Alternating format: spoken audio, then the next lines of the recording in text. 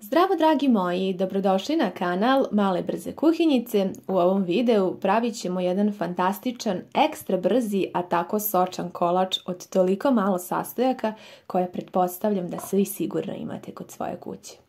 Prvo sam sipala u jednu šolju od 200 ml brašna, jednu šolju, a zatim još vrlo malo. Potom sam dodala jednu šolju šećera, zatim jednu kesicu vanil šećera i pola kesice praška za pecivo. Sada dodajem i 3 pune kašike kakao praha. Zatim od tečnih sastojaka dodat ću 2 pune šolje jogurta. Napominjem da koristim šolju od 200 ml za sve sastojke, tako da će vrlo lako biti zapamtiti ovaj recept. Koristit ću i 1 punu šolju ulja. Možete koristiti ulje po svom izboru.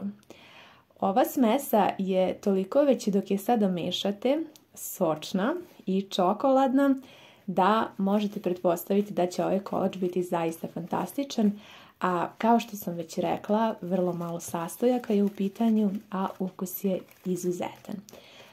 Za ovaj kolač također neće vam biti potreban ni mikser, sve možete ovako da promešate sa nekom utilicom koju vi volite da koristite. Smesa treba da bude ovako, pa malo gušća. Ja ću vam sada pokazati da vidite otprilike kako ona izgleda.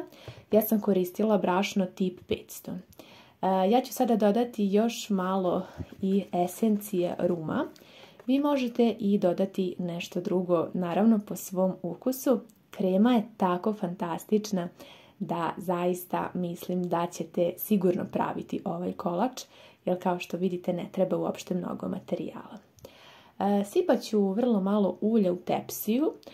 Koristim tepsiju koja je dimenzije 20 cm puta 30. Posuću odgore vrlo malo brašna i sada ću ravnomerno da rasporedim ovo brašno po tepsiji.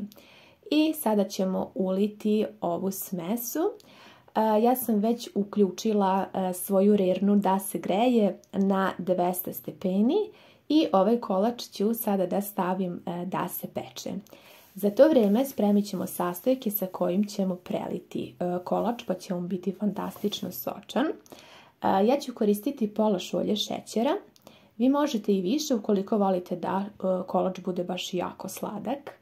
Dodat ću i 1 šolju mlijeka i dodajem možda nekih 30 grama, možda i manje, putera, možete dodati i margarina, šta imate kod vaše kuće.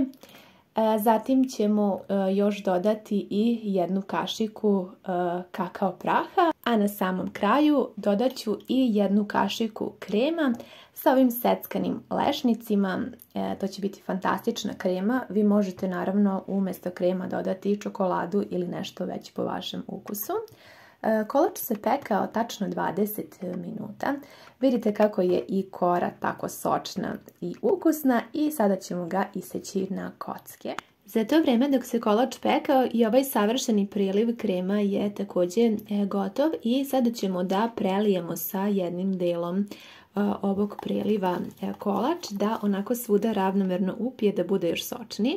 Ja sam ovdje pomešala 4 kašike mlevenog keksa, 2 kašike kokosa i dodala sam ostatak ovog preliva i sve sam to zajedno pomešala i sada ću ovako odgore da prelijem preko kolača. Ovo će biti toliko ukusno i fantastično. Naravno, ako niste ljubitelji kokosa, vi koristite nešto drugo.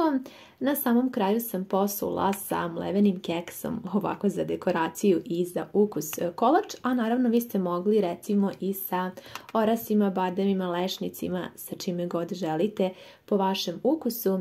Kolač je toliko fantastično sočan, ukusan i zaista sam sigurna da će vam se dopasti. Sastojke naravno možete improvizovati shodno onim koje vi imate kod vaše kuće. Ovo je zaista jedan, pa da kažem, svakodnevni kolač koji možete praviti za vaše najdraže i za vaše goste. Sigurno će im se dopasti. Veoma je izdašan i ukusan.